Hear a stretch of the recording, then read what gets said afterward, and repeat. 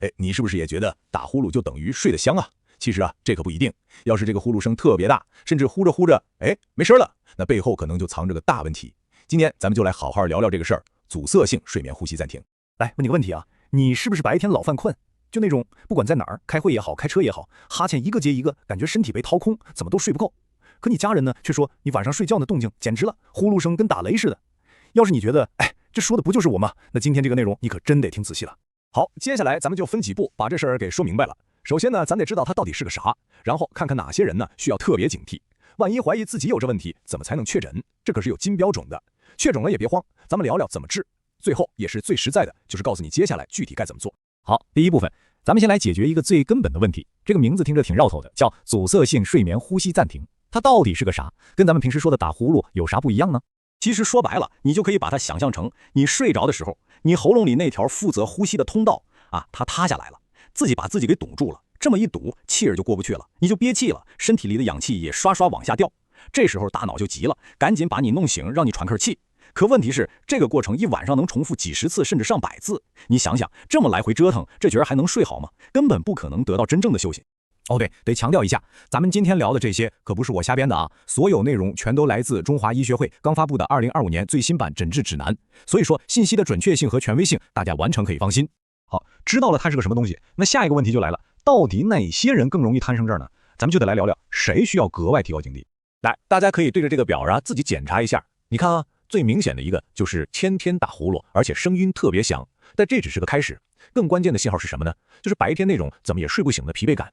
还有晚上睡觉的时候，有没有突然一下子被憋醒，感觉喘不上气儿，就好像有人掐你脖子一样？要是这些你都有，再加上早上起来还头疼、口干，那这个信号就非常非常明显了，得注意了。除了这些感觉上的症状，咱们再来看看一些看得见、摸得着的体征，比如说肥胖，尤其是那种脖子又粗又短的，风险就比较高。另外，如果你已经有高血压呀、糖尿病啊这些问题，那患上睡眠呼吸暂停的可能性也要比一般人高出不少。这些病其实都是互相影响的。指南里面呢还特别点明了几类人，属于高风险中的高风险。听好了啊，中老年的男性，还有绝经后的女性。再有一个就是看家族里有没有。如果你的爸妈或者兄弟姐妹有这个问题，那你自己可就得加倍小心了。最后，像司机、飞行员这些职业，你白天一犯困，那后果可就严重了。所以这个问题绝对不能马虎。好，听到这儿，可能有人心里就开始打鼓了。哎呀，我好像中了好几条啊，那我到底是不是呢？怎么才能搞清楚？别急，这就得靠科学的诊断方法了。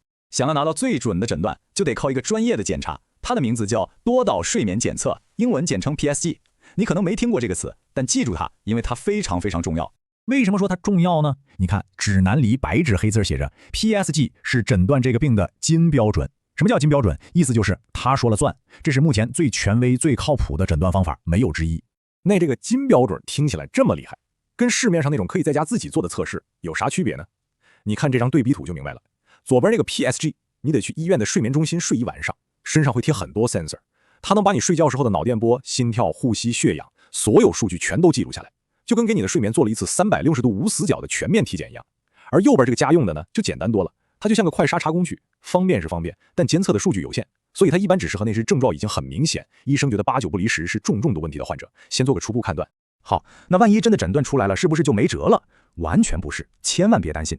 现在对于这个问题已经有非常成熟、非常有效的治疗方案了，咱们就来看看路在何方。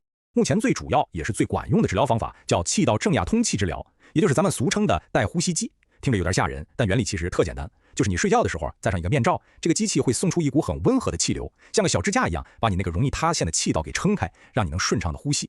但是啊，这个呼吸机可不是随便买一个就行了，治疗是非常讲究个体化的。你看这个表分了好几种，最基本款叫 CPAP， 它的压力是固定的；高级一点的叫 APAP， 它很智能，能根据你一晚上呼吸情况自动调整压力。还有更厉害的 BPAP， 吸气和呼气压力还不一样。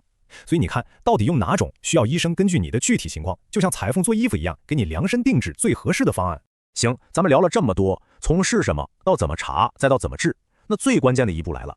知道了这些之后，我们到底该怎么做呢？具体的行动指南是什么呢？来，咱们一步一步说。其实就4步，非常清楚。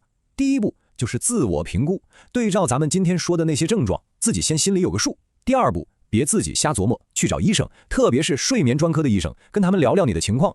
第3步就得听医生的，该做什么检查就做什么检查，拿到一个确切的诊断。最后也是最关键的一步，就是要坚持治疗。你得明白，治这个病可不光是为了让你晚上不打呼噜那么简单，这更是在保护你的心脏，保护你的大脑，是一项对未来健康非常重要的投资。最后我想说，千万别让呼吸的暂停导致你健康人生的暂停。你想想，人一辈子有1/3的时间都在睡觉，这1/3的质量直接决定了你剩下2/3活得到底精不精彩。